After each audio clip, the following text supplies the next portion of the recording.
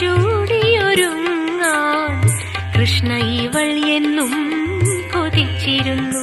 കൃഷ്ണ കൃഷ്ണ ഇവൾ എന്നും കൊതിച്ചിരുന്നു. കൃഷ്ണനാട്ടം കാണാൻ മനസ്സിൻ കൃഷ്ണമണിപ്പൂക്കൾ തപസ്സിരുന്നു.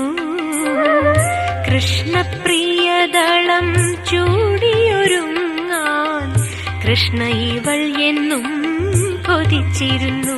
കൃഷ്ണ കൃഷ്ണ ഇവൾ എന്നും കൊതിച്ചിരുന്നു.